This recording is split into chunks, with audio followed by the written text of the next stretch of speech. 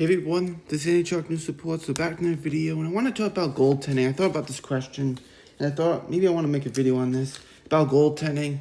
How much should your NHL goaltender, how much should your NHL team spend on a goalie? It's very interesting because nowadays, to win a cup, you don't need the best goaltender out there. You don't need the highest paid goaltender either, because it's just not necessary. Just all you need is a hot goalie. You think of last year. Okay. Vegas wins it. Guess what? Aiden Hill was not even a starter. He was like a third string guy. He didn't even start the playoffs.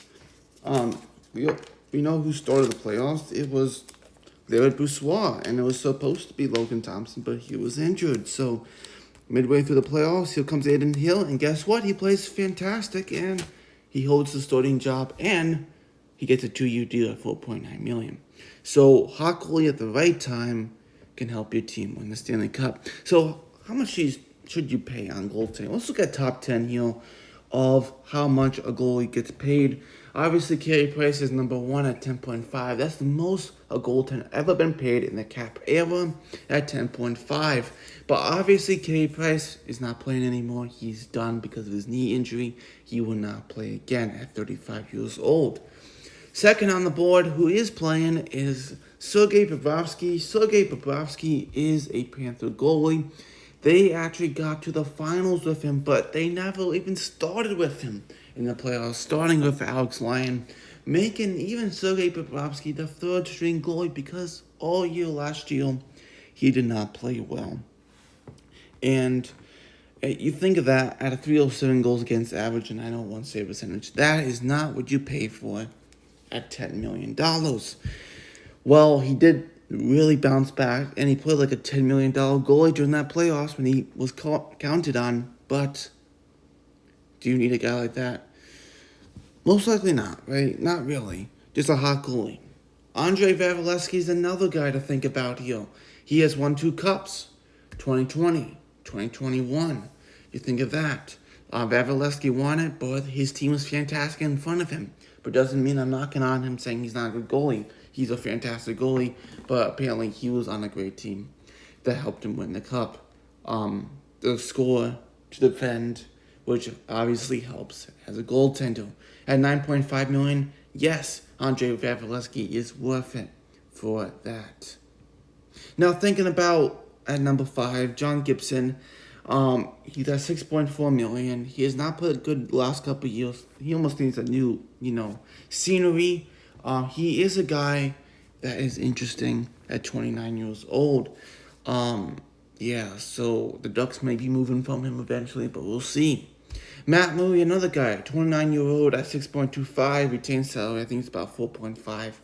The 4.6, the Leafs, half on his cap hit. They are looking to move him, I believe, to sign. Well, they just signed Ilya Samsonov, so we'll see what happens.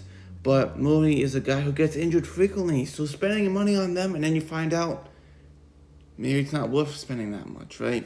Especially on Matt Murray, who's been injured. Connor Hellebuyck's a great goalie. He's at $6 million. Last year on his deal, $6.166 million. He's a great goalie, 30-year-old. But the question is, if he doesn't want to stay in Winnipeg, and he goes to free agency, or even if the Jets try to sign him, how much is he worth? You want to sign to an 8-year deal? Do you put $8-9 million down for him? Is that really worth it? How is that going to work out for your team?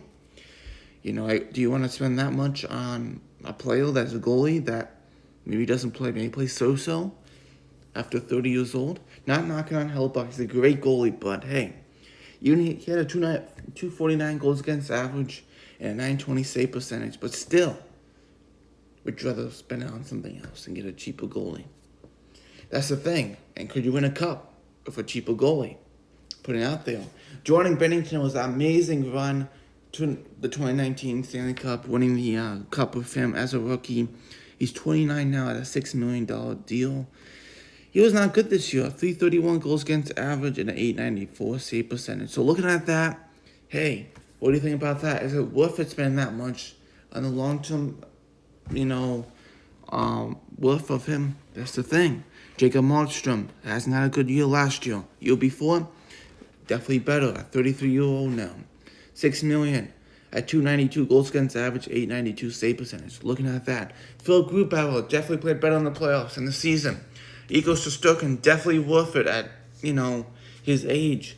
At 27 years old, he got 248 goals against average, 916 save percentage. He was even better the year before, but still very respectable numbers there at 5.6 million also. So that's your top 10 now. How much do you want to spend on it?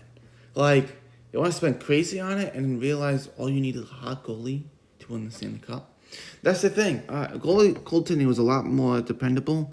Now it's just so hard to read. Even rookies, goalies. Oh, I don't know. Should I hold on to my 23-year-old goalie who hasn't done the best here? Sometimes it needs a little bit of time. Sometimes it's got to be 25, 26, 27 until they actually start to become that guy. Like, let's say Samuel Montembeault. The Panthers put him on waivers. Like, all right, we'll send him back to the minors. Need more help. Montreal pick him up. First year was not the best. Second year, definitely better. And he's looking like he could be the Habs' #1 goalie. And Samuel Montembeault. He's 27. See how long it took him? It takes some time sometimes, right? So that's the thing. Some take quicker, some take later. It usually takes a lot longer. But, and also a question comes up to, how much should you spend on 2 goalies? Should you have 2 really good goalies, or should you just have one and one cheap one? The most I would spend on a goalie is $10 million between 2 goalies. When you get to 14, 15 million like Carey Price and Jake Allen, obviously it was needed so Carey Price can rest more and Jake Allen can actually win some games with the team, as long as Carey Price doesn't have to be every single game and have to win every single one because the backup goalie can't do anything. Along with that, that's what it was. The most, like I said, spend about $10 million. The most. It's good to have 2 goalies. One gets tired out, kind of keep it going. AB is really nice. But the most, I should say, is $10 million. You look at some other goalies here, too. You go into the backup goalies also. But it's just, you think about, is it worth it? It's crazy, isn't it? But, yeah, this is what we have. I do think, like I said, $10 million is the most. Watch out spending on goaltending. These days, just have a hot goalie.